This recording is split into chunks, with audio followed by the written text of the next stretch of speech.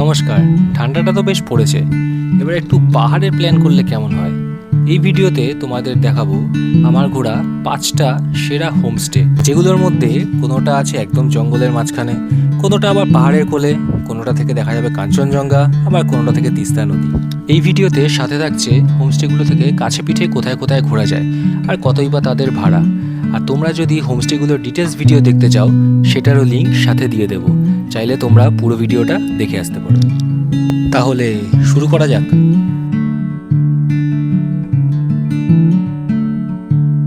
5 নম্বরে রাখলাম লেপচা জগতের গ্রিন ভ্যালি হোমস্টে, যেটা লেপচা জগতের রাস্তাটার ঠিক পাশেই। হয়তো এটা কাঞ্চনজঙ্ঘা ফেসিং নয়, কিন্তু হোমস্টেটা খুব সুন্দর। ঘরগুলো ছিল পুরো এরকম কাঠের কাজ করা, আর কমন স্পেসটা ছিল এরকম সুন্দর। সাজানো গোছানো এই হোমস্টেটায় ভাড়া নিয়েছিল আমাদের জনপ্রতি 1000 টাকা, খাওয়া দাওয়া সমেত। তবে ভাড়া সিজন ওয়াইজ অবশ্যই চেঞ্জ হয়। রাত্রেবেলা এখান থেকে পেয়ে যাবে দার্জিলিং শহরের ভিউ, আর একটু যদি সকাল সকাল উঠতে পারো তাহলে এই জঙ্গলের রাস্তা দিয়ে তোমরা ভিউ পয়েন্টে উঠে দেখতে পারো কাঞ্চনজঙ্ঘা। সেখান থেকে আমরা দেখেছিলাম অপূর্ব সুন্দর একটা সূর্যোদয়।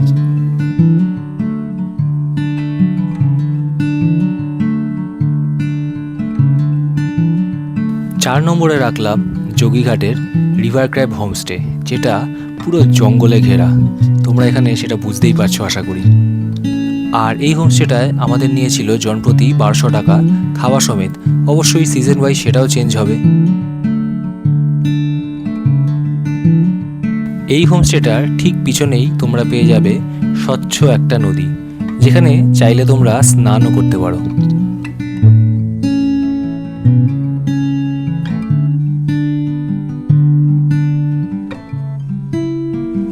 তবে এই হোমস্টের কাছাকাছির মধ্যে মূল আকর্ষণ হলো লেপচা ফলস।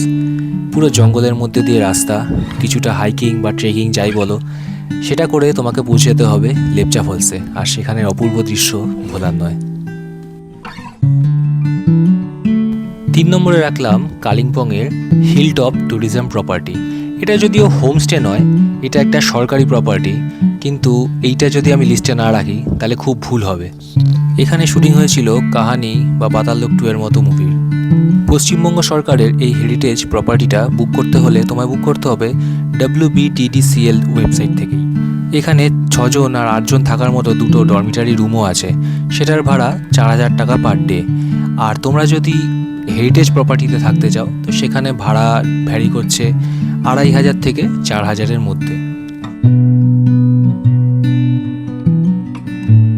ভাগ্য যদি সাথে থাকে, আকাশে যদি মেঘ না থাকে, তাহলে এই জানলা খুলে তুমি দেখতে পাবে কাঞ্চনজঙ্ঘা।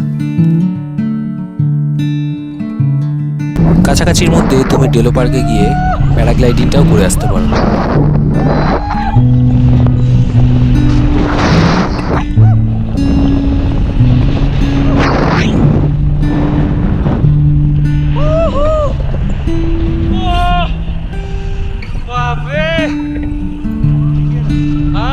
দু নম্বরে রাখলাম কালিম্পংয়ের সাংসের গ্রামের কেকে হোমস্টে, যেটা এক অপূর্ব সুন্দর জায়গায় অবস্থিত। খুব সাজানো গোছানো এই হোমস্টেটা থেকে তুমি একসাথে দেখতে পাবে তিস্তা নদী আর কাঞ্চনজঙ্ঘা।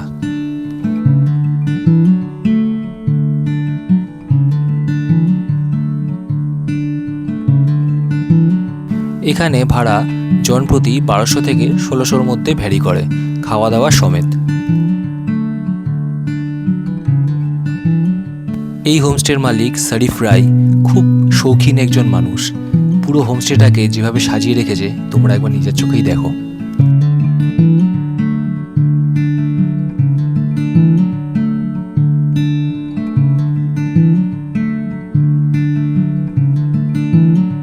ওয়েদারটা ক্লিয়ার হয়েছে, এখন দেখাতে পারবো। এই যে এখানে এটা হলো তিস্তা নদী।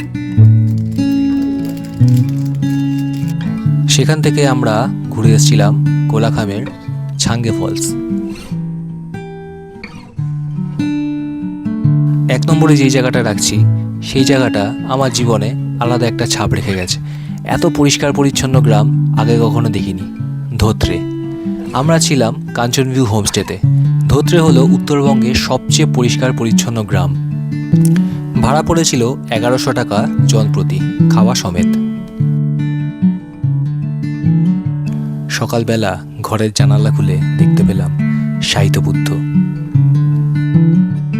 হোমস্টের সামনে দিয়ে কাঞ্চনজঙ্ঘা দেখা গেলে কি হবে, পিছন দিকটাকে অগ্রাহ্য করা যায় না, এত সুন্দর চোখ ফেরানো যাচ্ছিল না। এই হোমস্টেটা থেকে তুমি পায়ে হেঁটে ঘুরতে পারবে একটা মনেস্ট্রি, আর সাথে থাকবে একটা মন্দির। কিছুটা এগিয়ে গেলে তোমরা পেয়ে যাবে একটা ভিউ পয়েন্ট, আর রাত্রেবেলা চাইলে ধোত্রে এটা ঘুরে দেখতে পারো। ছোট্ট একটা গ্রাম, কয়েকটাই দোকান বাজার আছে, 2-1টা ক্যাফে আছে, চাইলে তোমরা সেখানে গিয়ে খেতে পারো। আর হ্যাঁ, ধোত্রে গেলে সিঙ্গালীলা ন্যাশনাল পার্কের মধ্যে দিয়ে ধোত্রে থেকে ডমরুর ট্রেকটা কিন্তু করতে ভুলো না। সেই ট্রেকটা যদি না করো তাহলে তোমার জীবনের একটা জিনিস অপূর্ণই থেকে যাবে। সবশেষে বলি, এই পাহাড়ের টানে আমি বারবার ফিরে যেতে চাই। তোমরা জানিও ভিডিওটা কেমন লাগলো, আর এই জায়গাগুলোর মধ্যে তোমরা কোনোটায় গেছো কিনা। এই জায়গাটা ছেড়ে আমার একদম যেতে ইচ্ছা করছিল না। কবি রবার্ট ফ্রস্টের একটা কবিতাই বারবার মনে পড়ছিল, the woods are lovely, dark and deep, but I have promises to keep, and miles to go before I sleep, and miles to go before I slip.